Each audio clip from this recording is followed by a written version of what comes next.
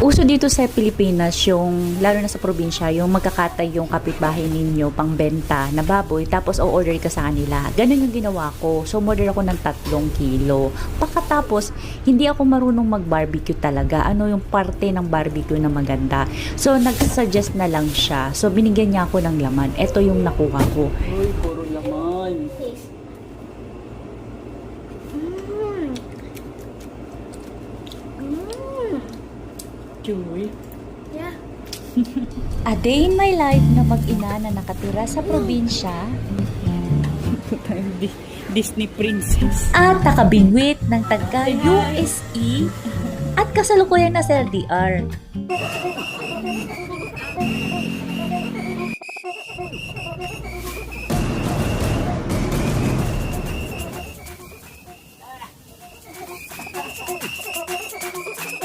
Yung mga productive na tao sa mga millionaire, nililista nila yung ginagawa nila. Kaya ginaya ko na rin kahit hindi tayo millionaire, Then char. my hair also. So, I'm gonna fix myself first. I'm gonna go back. So ako ay meron akong sariling task, tapos binigyan ko na rin yung anak ko ng sariling task. I'm also doing something here. Kung bago ka sa aming channel, welcome sa aming channel. Ito nga pala yung aking napakagandang kasing ganda kong anak na half Danish at siya ay 8 years old. At kung naguguluhan ka, bakit siya half Danish tapos yung kausap ko na may Pilipino, mahabang kwento. Anyway, yung papa neto ay inabando na siya, yung kumag na yon, oo. Pero as of now, sinusuportahan kami ng boyfriend ko na sa California for 40 years. At meron din siyang isang anak, 12 years old, babae. Tapos, ginagawa ko naman para meron akong sariling income din. Nakakatulong din ako ng kinabuhayan namin is nag-vlog-vlog naman yung lola mo. At pagkatapos sa mga nagtatanong naman dyan, oo, mas malaki yung kinikita ko sa vlogging kesa yung minimum wage. Okay naman yung pagbablog. Yun akong binabas. Kabunutan ko yung baba nyo dyan. Most of the time, hindi ako nag-aayos ng table niya at saka ng bed niya. Para pag nakatulog siya, alam niya na yung gagawin niya. Hindi nakakahiya pag nakitulog. Guys, the things that you saw the other vlog, it wasn't ipis. It was a spider. Big spider. Big. Naisip ko lang, dapat pala, dahil isang araw na siya dun sa rep namin, dapat pala minarinate ko na lang din siya para mas masarap, no? Pakasipag ko talaga.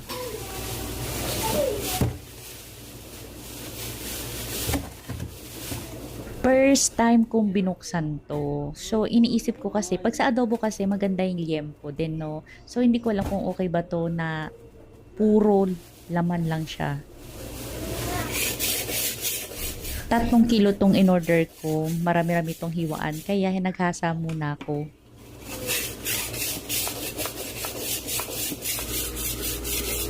Kung naririnig nyo sa background, naglalaba ako at the same time. Sarap talaga pagka meron kang washing machine na isasampay mo na lang. Talagang hindi ako mabuhay kung wala ito. Kung naranasan ko na kasi talaga ng walang nilalaban, that's it.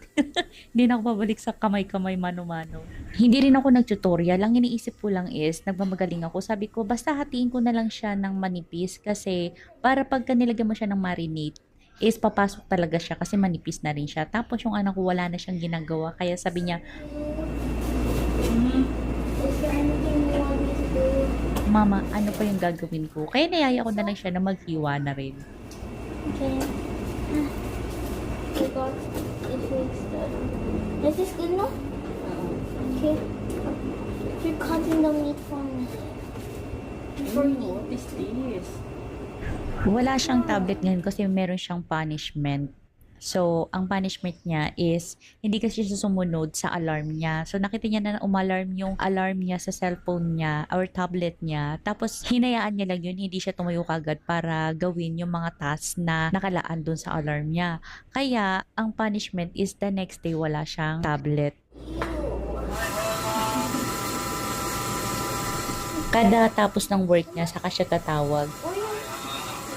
Hindi niya alam may nakatutok na camera. Pero later on yan, mapapansin niya na, hala babe, may camera pala. Ayaw kong sinasabi sa kanya kasi hindi siya nagiging natural o nai-step siya. Say hi!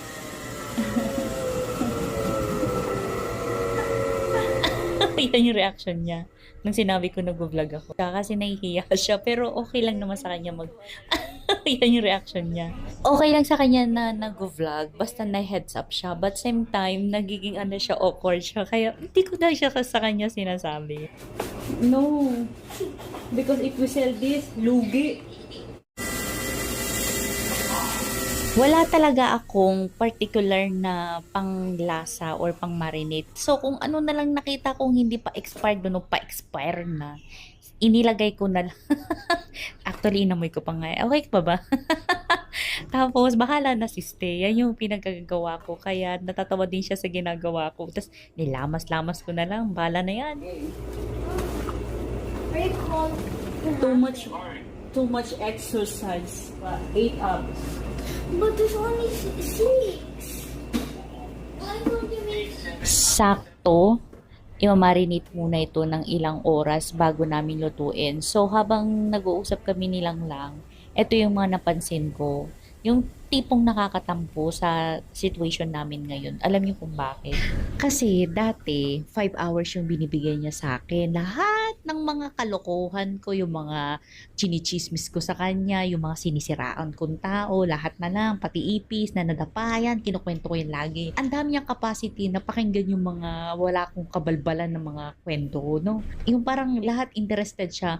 Ngayon nag-iba siya. Nung nag 12 hours, 10 hours na siya nag-work. Yung tipong kailangan pili na lang din yung sinasabi ko. Very intentional na yun yung sinasabi ko. Kailangan binibigyan ko rin siya ng time. Dati, unlimited yung mga sinasabi ko, yung oras ko. Ngayon, naiba yun. Yung parang yung adjustment namin dahil sa new position niya, sobrang hirap sa akin. Kasi sobrang sanay ako. Na 1 taon kaming gano'n na nag-uusap. Tapos, tapos limited din yung ano niya. Yung mga kinukwento ko sa kanya, kailangan limited na din. Kasi overloaded na siya. So, ang laki ng tampo ko nung first time. Yung parang hindi ko alam kung paano ko mag-a-adjust sa ganung setup namin. Tapos na kami mag-usap nilang lang. Kaya nagbubunot-bunot. Ay, hindi pala, naglalampaso kami ng anak ko dyan. Pinalayas ko na siya. Sabi ko, sige, piliin mo na yung gym.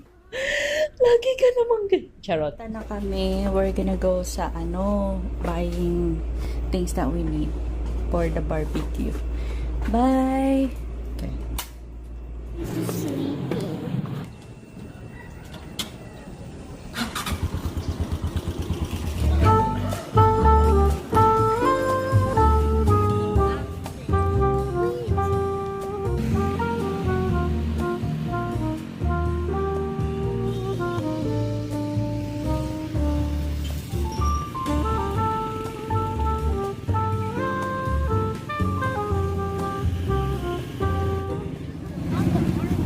Yeah, we're gonna go to Pure Gold.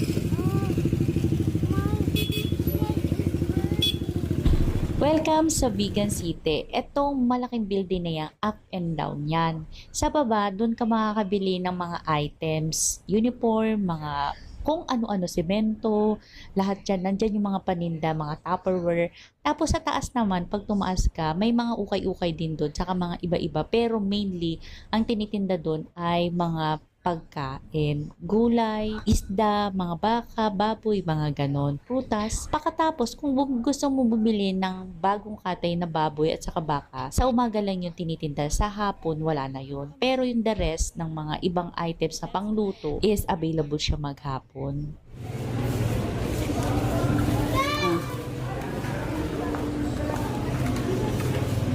Welcome. Oh, hurry up, eh. Thank you. Uy! Perfect. Putang Disney princess.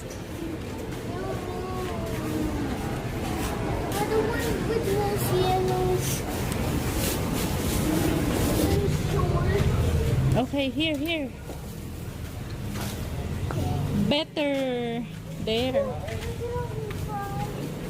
I don't have 3 hands. Usually yan, hindi yan sumasama sa akin.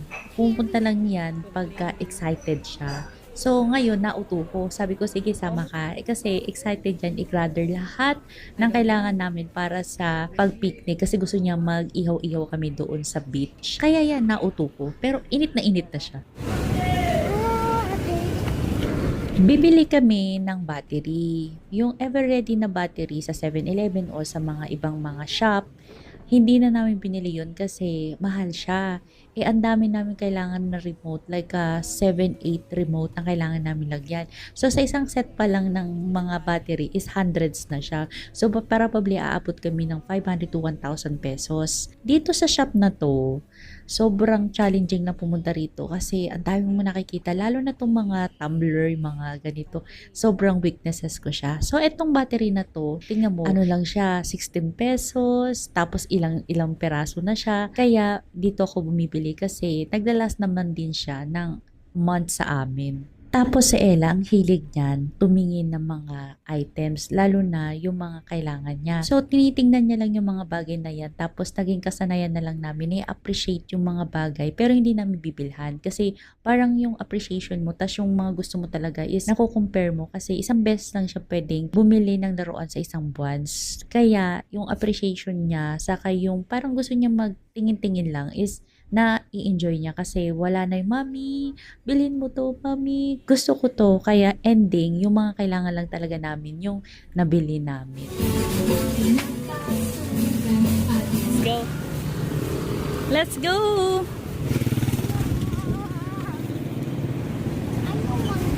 Let's go. Everything? Ah. Four and traveling. Dati, natatawa ko. Kasi, dati, pag pumapasok kami dito, naiirita ako kay Ella. Lagi ko siyang gustong minamadali. Bilisan mo na Ella. Hindi ko alam na isa pala yun sa mga sign na nasa survival mode ka. Nagmamadali ka, lagi kang irita, lagi kang irritable. One of the causes pala ng irritable at galit lagi is yung nagmamadali or minamadali mo yung ibang tao. For example, sasabihin ko kay Ella, hurry up Ella, bilisan mo. Mamuna na tayo ganito. Kasi wala kaming schedule noon.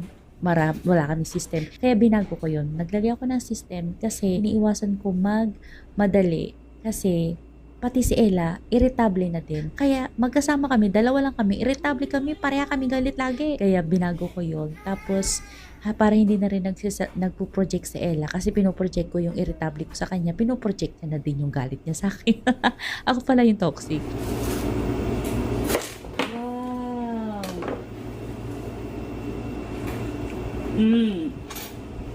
We need to go back there.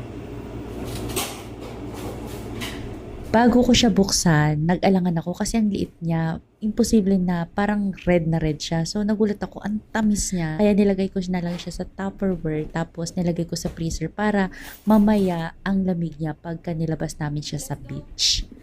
Let's tuhog this na.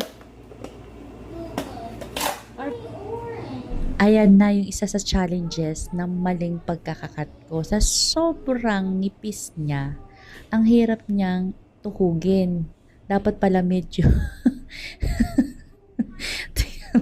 So, hindi ko alam kung paano ipwesto. Mali-mali pa yung cut niya. Kaya, napaka-smart ko talaga. Another car needs a pack. Please, Look at this. I'm scared. Okay, I'm mixing it. Oh, gotcha. Napagtyagaan naman namin. Medyo challenging lang, pero okay lang. Next time, alam ko na. Galing ko talaga. Tapos, medyo nadidisappoint na ako kasi hindi ako makapag-ihaw sa labas kasi nagsisimula ng umambo. Try natin tong air fryer. We can't cook there, but we can still go there. Uy. Medyo matagal lang sa air fryer kasi ano na to, air fryer, ano yun? Donna, ano ba? Air fryer. O, siya. Medyo matagal lang kasi 20 minutes na siya. Hindi pa rin siya masyadong luto. Chewy. Yeah. You saw it. Barbecue is chewy, No. but at least Wow, it still has a blood. it tastes good. I like it. So, niluto ko pa siya ng another 10 minutes. But the thing here, ilang piraso lang, yun pa lang yung naluluto namin. Time consuming siya. Kaya ginawa ko itong kalan na to. Diyan na ako nag-ihaw. Pagkatapos, nakikita mo yan, na-realize ko, ang dami pala talaga niyang uso, kaya kailangan ko siyang ilabas. Napilitan akong ilabas.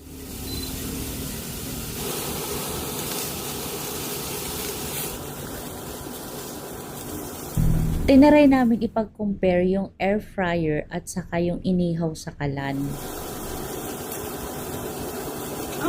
I'm eating this outside. Mas nagustuhan namin yung inihaw sa kalan kaysa sa air fryer. Kasi yung air fryer tumigas. Tapos, oo, naging dry siya. What about one guy?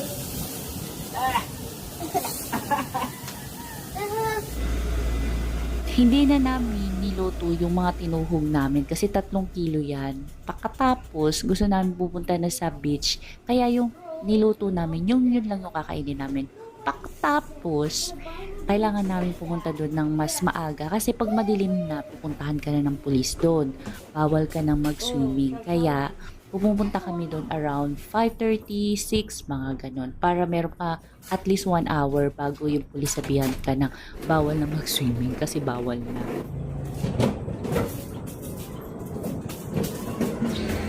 Hi, Mom!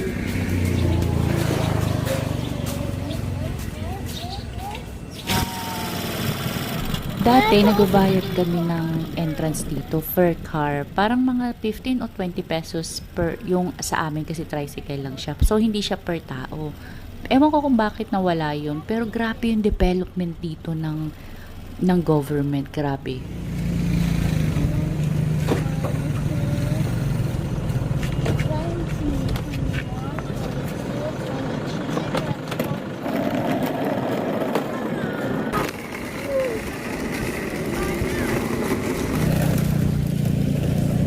Wala pa ditong formal na kainan talaga. Yung parang sa street na talagang stall by stall, dito wala pa. Kaya tuwan-tuwa ko yung mga vendor, street vendor, nandito sila. Ito yung pinaka-favorite ko dyan, yung ang sarap ng lugaw nila dito. Like, everyday kong kinakain to. Pati si Ella gustong gusto niya. Ang grabe, ang sarap ng timpla nila. Yeah.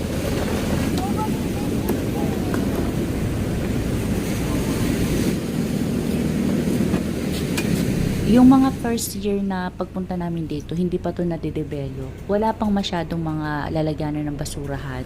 Kaya yung mga tao nagtatapon na lang or tinatapon na lang dyan sa palipaligid. Pero ngayon, dahil all over niya yung basurahan, ang ganda kasi wala na mga basura na nakakalat.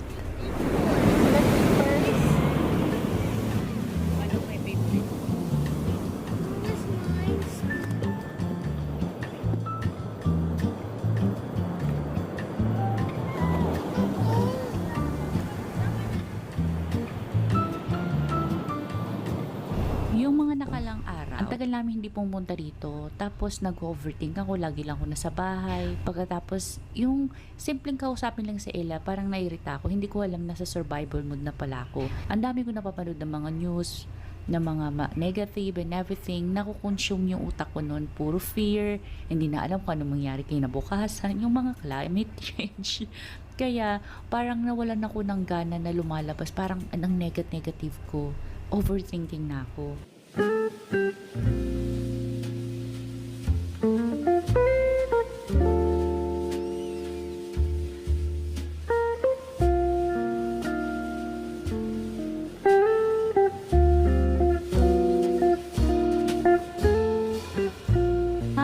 Hanggang sa nakakuha ko ng free therapy. Oo, yung AI, kinausap ko siya about sa fear ko. So, pinaliwanag niya, it's a common feeling pala ng isang tao. Tapos, pinaliwanag niya din kung ano yung mga bagay na dapat kong gawin. So, sobrang nakatulong siya sa akin para makamove on ako. Kaya, buti na lang may free therapy.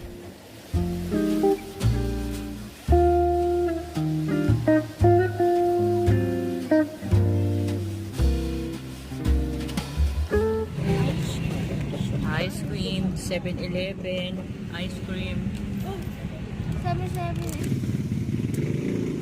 7 na kami nakauwi. So, on the way home, nag-drop by kami para bumili ng ice cream. Tapos, kinabukasan, dun, nag-prepare na kami para sa school ni Ella.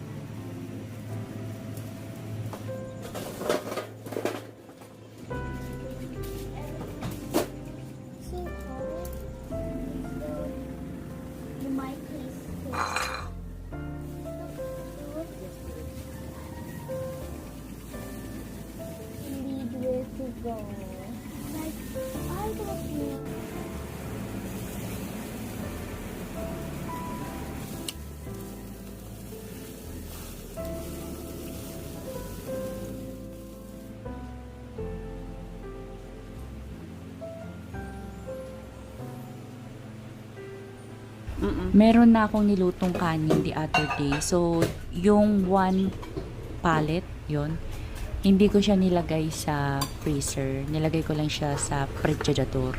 Kaya, nakuha ko na lang siya, tapos iinitin ko na lang siya na hindi frozen. Kaya, mabilis niyang initin. Maganda tong baunan na to kasi dati ay ang sausawan na yan napupunta yan sa kabila. Tapos hindi kakainin ni Ella kasi yung sausawan nagkalat na or nagsama-sama na sila. Kaya ang ganda ng baunan na yon. Kaso lang ang problema is medyo mahirap lang siyang isarado at buksan.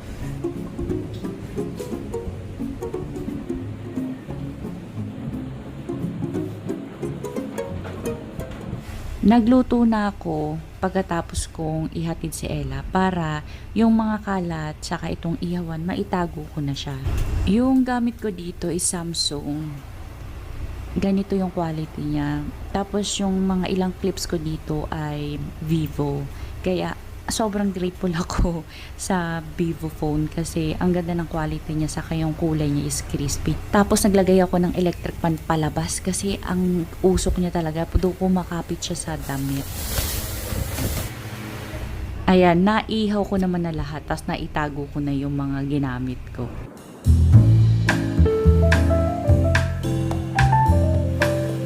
After niya sa school, pagkatapos namin ng ginagawa niya like a homework something, pupunta kami sa beach kasi nakakatulong to sa like mental health at saka sa physical. Tulog kami kaagad pagkatapos namin lumangoy or pumunta dito.